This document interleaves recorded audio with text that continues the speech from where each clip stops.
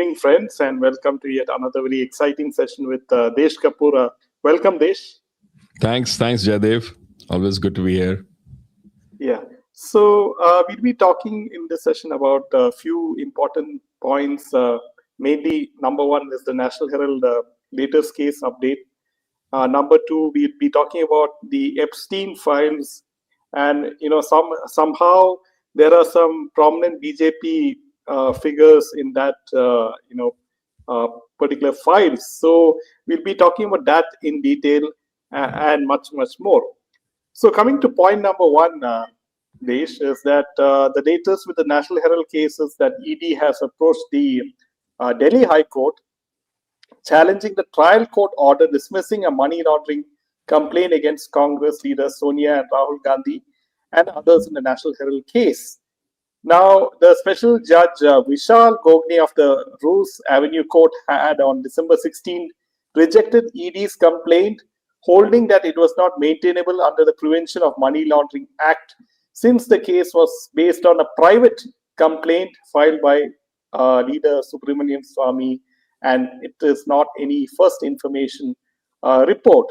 So there's not much. Each and every time the ED seems to be facing hurdles, legal hurdles, as far as the National Herald case is concerned. Yeah, I think it's it's one of those typical, Babu mentality that the Delhi High Court judge is showing, because it is like, basically speaking, he is not saying that the facts are wrong, or that case, if it was done through the proper procedure, was not maintainable. He is just saying that it is, because it was a private it is based on a private complaint and is not registered or investigated by an agency competent to investigate. Basically, like if it was brought in as an FIR and then the investigation proceeded, then he's saying that would have been the right procedure. So this is one of those classic procedure over substance. And he's saying that in this case, procedure actually decides the substance. So, their pushback is that proceeds of crime presuppose a legally cognizable predicate offense in the manner required by law. So basically, he's not saying that the money laundering didn't happen, but he is saying that even if money laundering happened, the procedure needed to be followed. So this is like a fig leaf that he's giving. I mean, there are so many cases where the High Court and Supreme Court actually take suo motu notice and start adjudicating on that. I do not understand why they have to do this, unless and until there is some kind of something else that is going on that we don't understand, or that is not covered by the spirit of the law.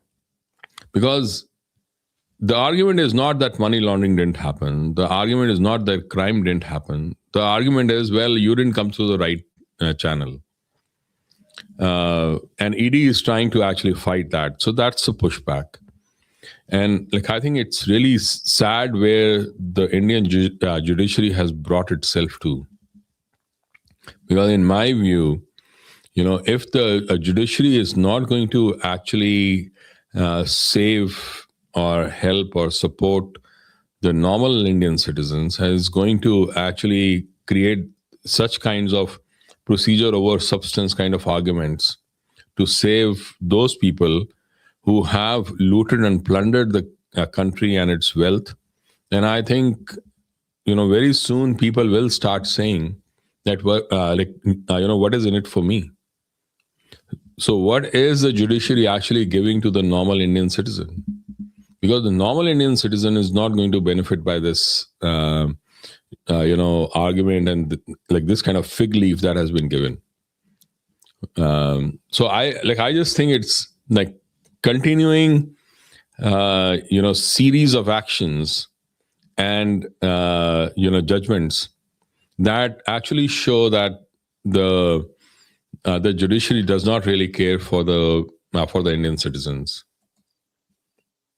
Yeah, see, there's a comment by Snehal, and she says the case will still move forward with the case filed via the Delhi Police Economic Offence Wing, right? Right. But again, they'll have to go back and start through the right channel and all those things. When it is just giving more time to the defender, and something that should have been gone forward with and decided. So I think it's one of those things that the judiciary needs to change if the good of the Indian people has to be thought in mind. Yeah, especially the fact that in India it seems that law only favors the rich and powerful, and when it comes to the common man, it is, we never get a hearing, or it always gets delayed, and all those things. Right. So if you really look at it, the total number of households in the country would be around 30 crore, and so if you look at how many cases are pending, 5 crore cases are pending in the courts, generally, right now it's growing every day, every month, every year. And so if you take out all the poor, absolutely below the poverty line, you will come to around roughly around 25 to 27 crore households. So that means every fifth household is actually mired in a court case right now. We all know how many years those court cases are. And I'm being very charitable because no court case has only one household. Generally, court cases have multiple households involved in it. So at the very best, you can say that 20% of India's households are always mired in court cases that will never be resolved in their lifetimes. And if they are resolved through negotiation, that means that I am actually taking on something that is suboptimal to me. That is not something that I should be getting because I'm negotiating my stance. I'm going for a suboptimal solution, and that is injustice. Justice is not happening that way. So basically, that's what I was saying. At some point, and it would be larger, because I'm saying 20%. I'm at the very least, every court case will have to do households. So as much as 40% or 50% of the entire households in the country right now are actually facing this stupidity. So sometime, at some point, people will start asking all these high-flying lawyers. They get to have the court open at night, and for us, there is not even a date for us to hear anything, and it keeps going on and on and on and on. So someone will ask the question, what is in it for me?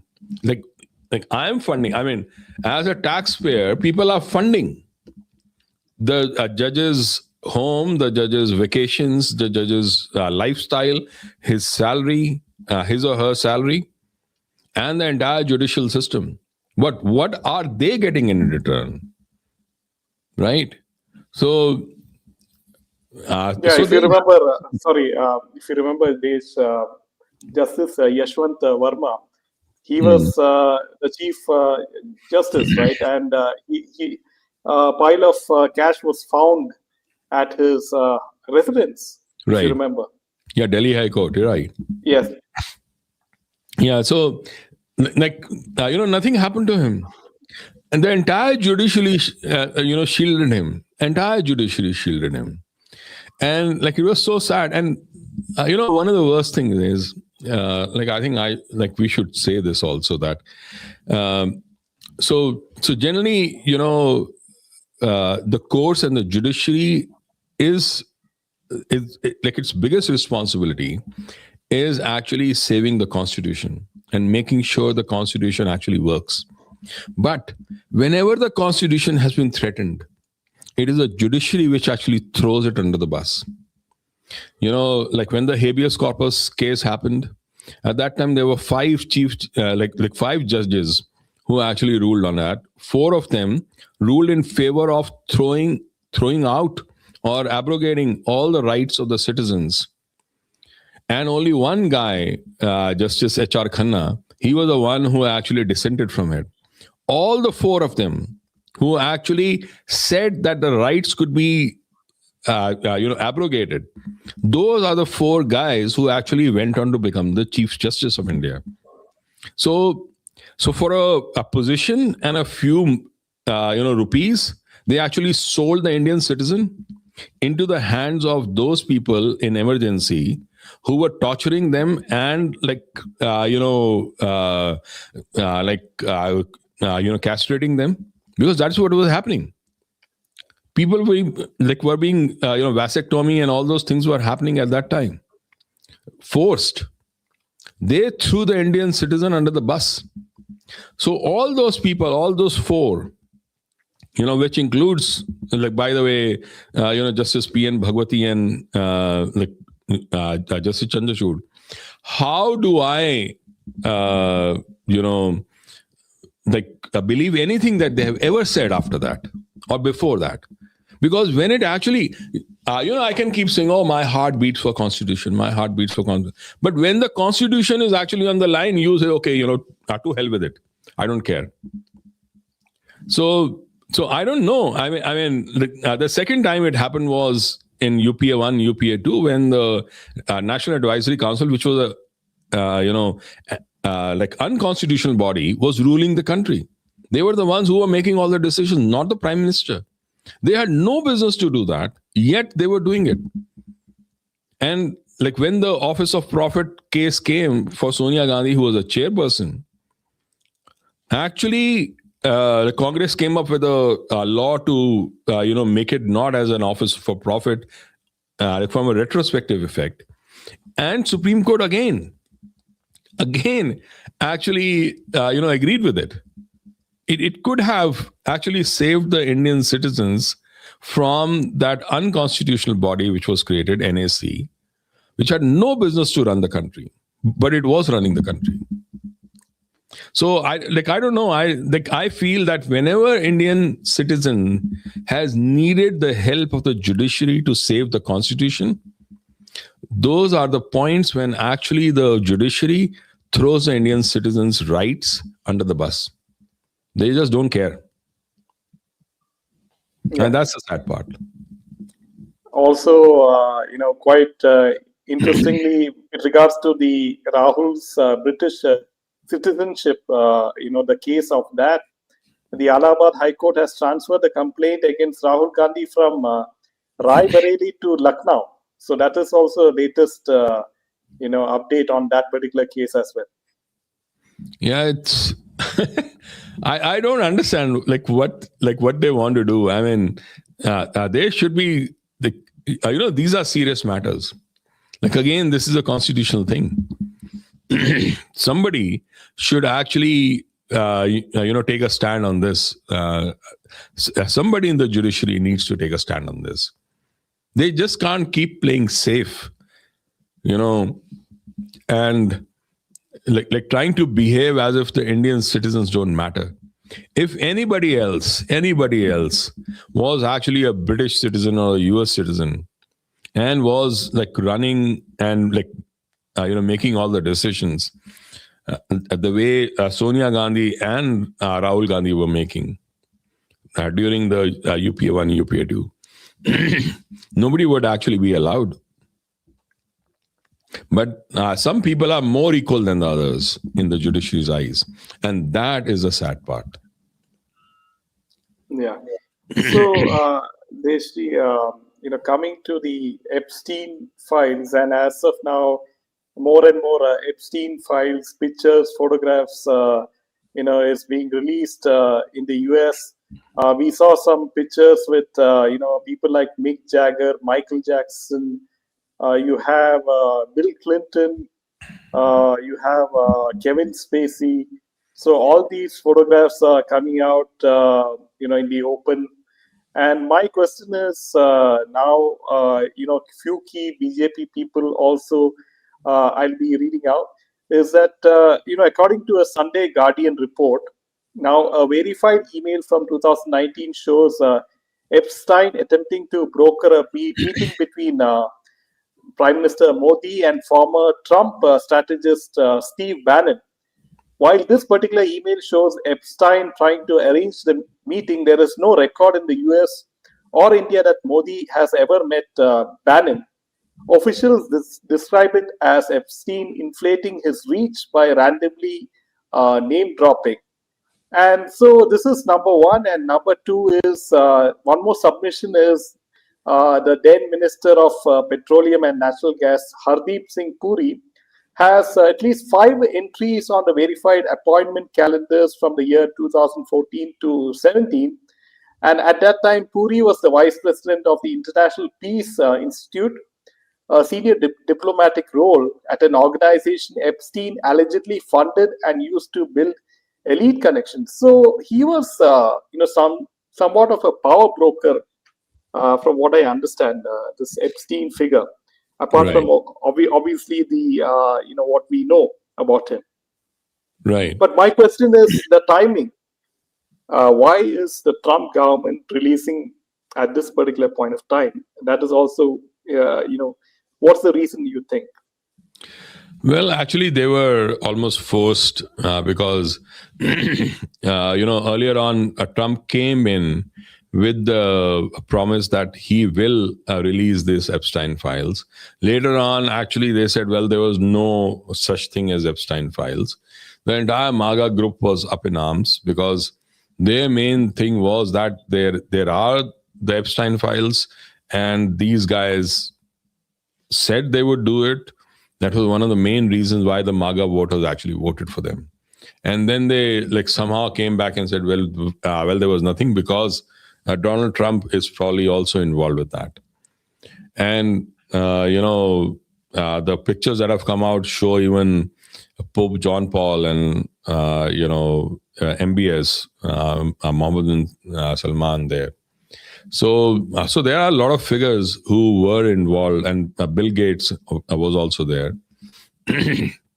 So most of these names, I think we all knew because of that island that they had, the Lolita Express and the island, where a lot of people would go.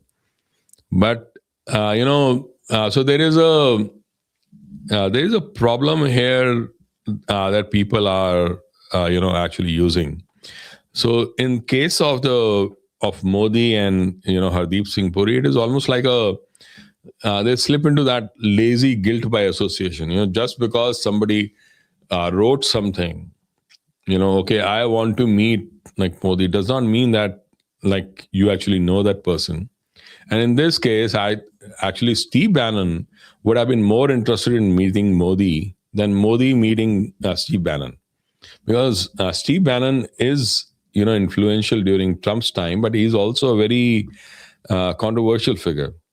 He runs the Breitbart.com, and it's very influential within the MAGA group. But that doesn't mean that he was there, because see even with Hardeep Singh Puri, so what are the entries there? Was there an actual meeting? Or was it requested? Was it scheduled? What kind of a thing was it? And why was a meeting there? For what reason? For pure official IPI kind of meetings were there, the International Peace Institute meeting, or was it something else? That nobody is talking about. People are just using, the name calling to actually create this whole thing. Yes, being an official in IPI like is a big thing. It was IPI itself has admitted that they had Epstein linked funding as well, which is fine. There are many institutes like that. People talk about Ford Foundation and Oxfam and other organizations also have funding from various controversial figures and controversial organizations. Now, just because a person is working there does not mean that that person is aligned with that. So there are a lot of hypotheticals on which some people are actually throwing a fit on, right? Because just because someone wants to meet Modi ji does not mean that like Modi ji himself had actually gone to the like Epstein's island and whatever, right? Like like the other people. It remains to be seen if anybody from the opposition was involved with all this. I hope those names and those that kind of information also comes to light, because after all, the person who has been going out of India is Rahul Gandhi. He was the one who has been traveling without any security cover, like incognito, and he has not come back and told where he was and doing what. So where all did he go? Nobody knows. In fact, there were reports that like during the NDA government of Mr. Vajpayee, he was caught in Boston with $200,000 in his possession, and at that time, L.K. Advani ji had to actually intervene and talk to who was the Secretary of State at that time. That lady who was the Secretary of State. So he talked to her to actually have him released. So nobody knows like who is the real person, and like sometimes what happens is that they create these kind of arguments which are like hypothetical in nature, which is very lazy guilt by association kind of attempts. So in my view, just having scheduled some meeting, nobody knows whether it was actually happening or it actually happened or not, who requested it. All those things are very important. And in terms of Modi ji, I mean, so many people in the world would want to meet him, and Steve Bannon would surely like to meet him. So it is like somebody goes around and says, I want to sell Taj Mahal. Only idiots can buy that, right? Like if somebody comes to me and says, okay, I'm selling you Taj Mahal for 1.5 crore rupees. Like I think the stupidity is mine and not his. So I think like that's where I see it. Yeah. So there's a question: why, sir, the government is not arresting Gandhi? Is very sad. He's talking about Modi and Amit Shah and the BJP. Right. But like, why should the government arrest someone? Isn't this a judicial thing?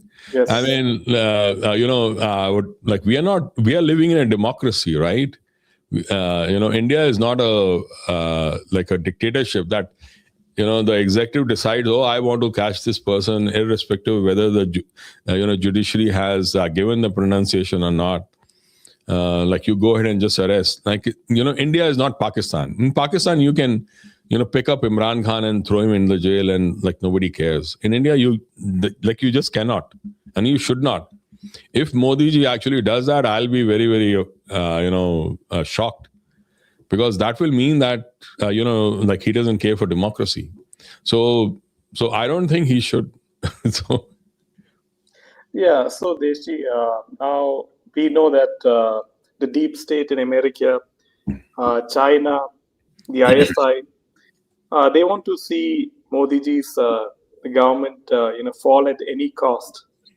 Now, Also, the thing is, we see what is happening in Bangladesh, right? The chaos which is unfolding there. Do you think at some point it will escalate to a point where they will start taunting India even further?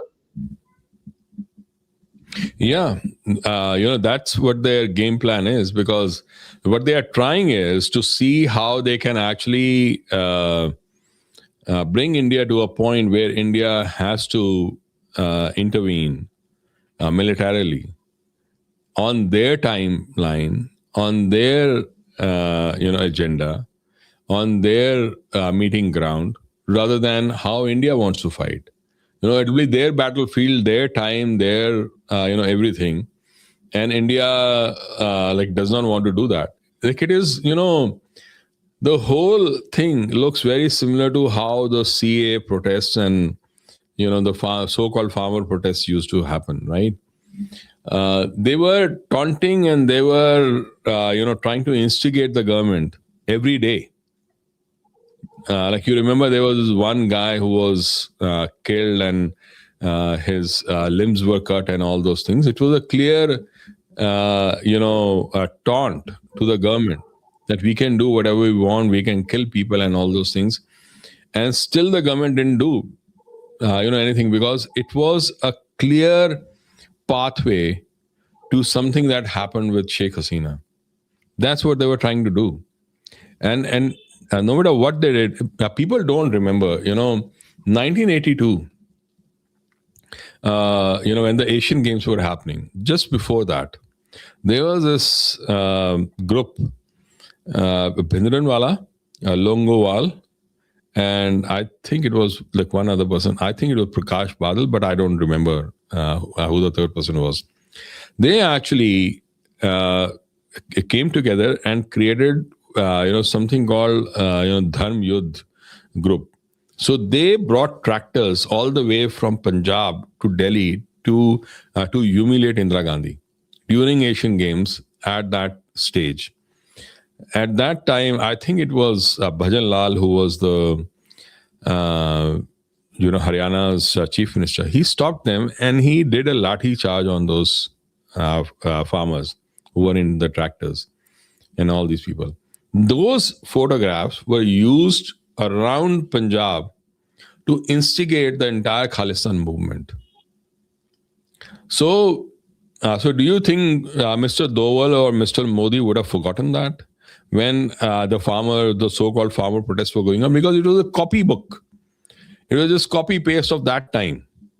And like people who knew what was going on, why it was going on, and that is why they did not intervene and let them, make a fool of themselves by sitting there, and like nobody in the end actually sided with them. So as far as Bangladesh is concerned, in the recent times, many operatives, secret operatives from US, from Turkey, from Pakistan, have died in Bangladesh, which means that their alliance or their group was getting hit within Bangladesh itself. Now, Bangladesh and these forces are coming together to actually create a situation, like for example, they are trying to, attack the Indian consulate, to actually create a situation where India will be forced to act. But India does not want to act when forced. India should act when it is the right time, the right place, at the right moment, for the right thing. Because, Pakistan is a proxy of China, and Bangladesh is a proxy of Pakistan. So we are like, why would India fight a proxy of a proxy? Right? If India has to fight, India should actually fight both Pakistan and China, or whoever comes along, directly. That is the right fight.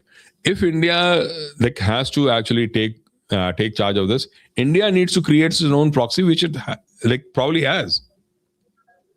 I won't be surprised if Afghanistan and Pakistan, battle actually heats up. So there are, things that need to happen. So in my view, that is what they are trying to do. So India should be very wary of this situation. One, second is the Indians should be very clear that no matter what the instigation is, it is the national interest which is paramount. Yes, many people will die there in Bangladesh. Yes, most of the Hindus do not have a future now. In fact, I would say if Bengal doesn't change its government in the next coming elections, even Bengal doesn't have a future.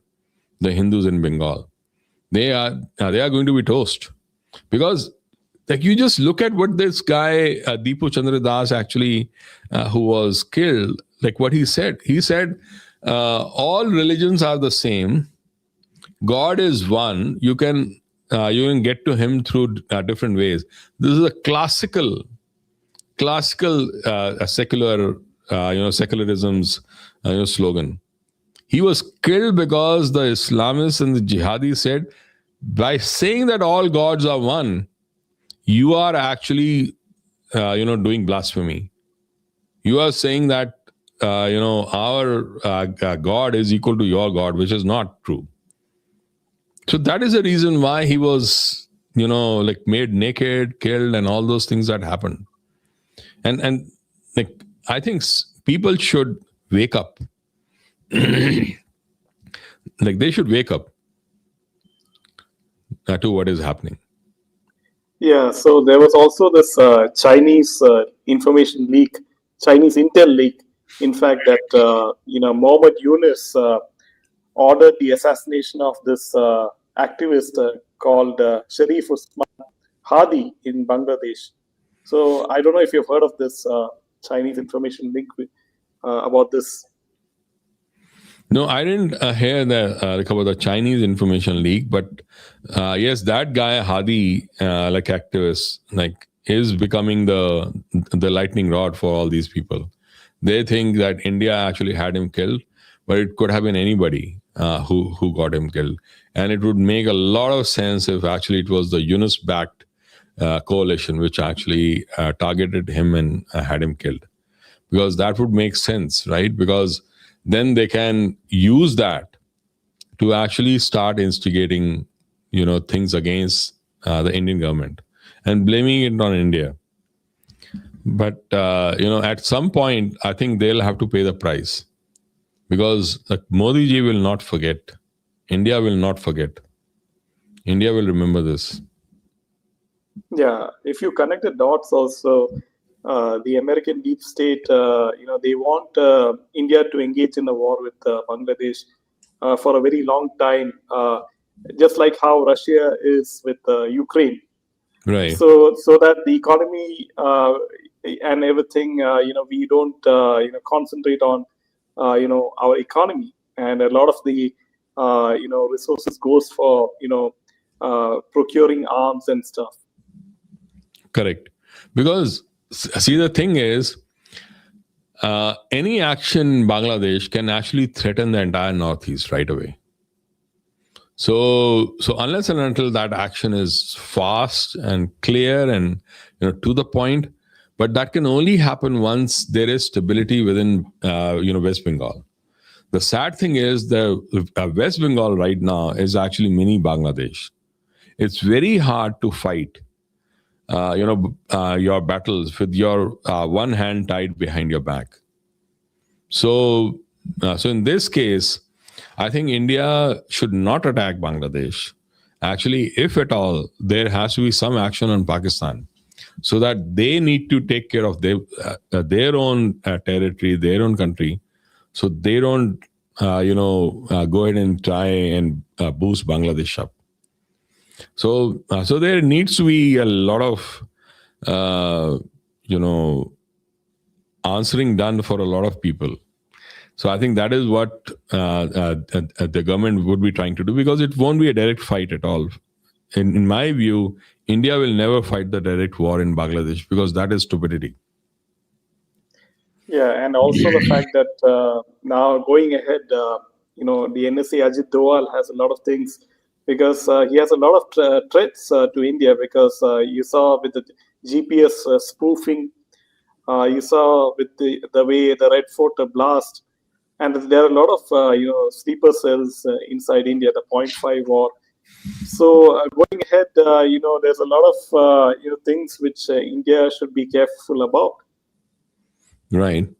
Because all these there is a like one of the biggest thing is the Red Fort blast and the entire thing that happened around it, as well as the GPS spoofing, tells one thing very clear, that India is heavily infiltrated by the jihadi groups, by the Pakistani groups.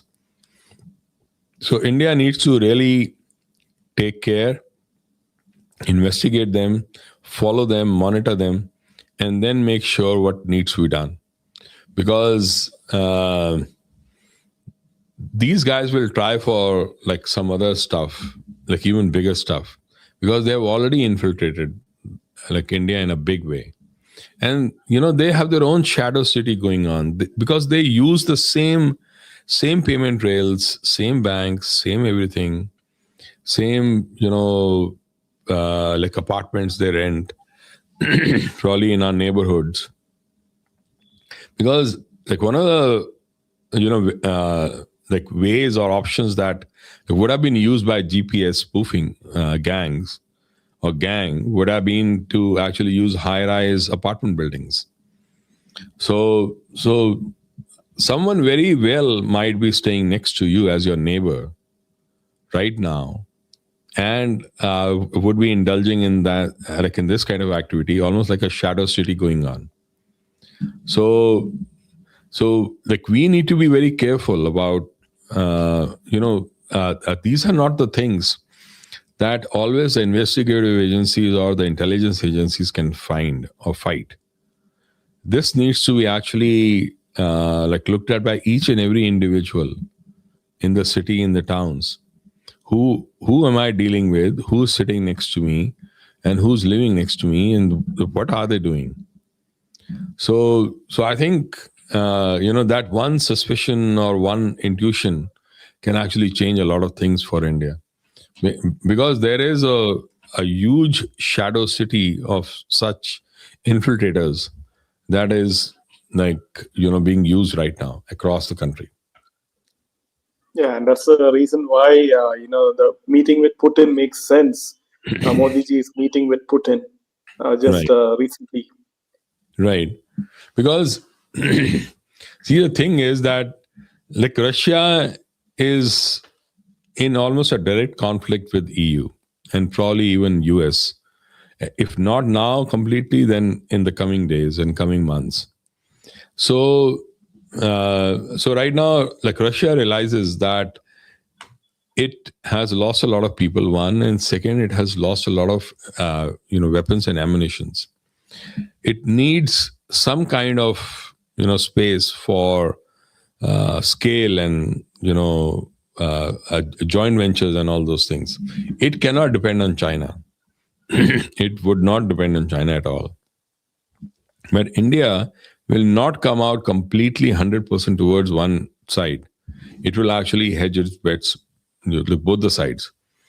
But that is where, like, I think it's very, very important that India can work with Putin while not seem as if they are 100% there. Yeah, so it is rather interesting times ahead, and we'll see how things progress from this point. That was a wonderful session, Deshi, and we'll see you again next week. Thank you. Thanks for coming. Yeah. Thank you. Jai Hind. Jai Hind. And Jai Shri Ram. Jai Shri Ram.